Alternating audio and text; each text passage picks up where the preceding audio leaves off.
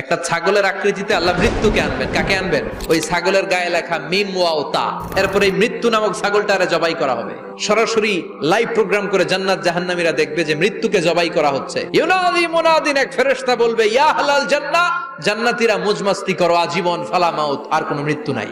ইয়া আহলান নার, জাহান্নামের অধিবাসীরা তোদের উপর আল্লাহর লানত, আজীবন এই বেরামের রাজ্যে থাকবি, তোদেরও মৃত্যু নাই। আল্লাহ বলবেন ও জাহান্নামীরা, সরাসরি সম্প্রচার হচ্ছে, জান্নাতে কি হচ্ছে দেখে নে। জাহান্নামীরা খেতেও পারবে না, জ্বলতে জ্বলতে অঙ্গার সহ্য হয় না। ঠিক এমন মুহূর্তে জান্নাতের নাজ নেয়ামত যখন দেখবে, জাহান্নামীরা চিৎকার করে জান্নাতীদেরকে ডাকবে, এক দুই ফোঁটা পানি আমাদেরকে দে, আর পারি না। তোরা খেয়ে যেই খাবারটারে আবর্জনা করে জান্নাতে ফেলে দিস, ওই খাবারগুলো একটু দে।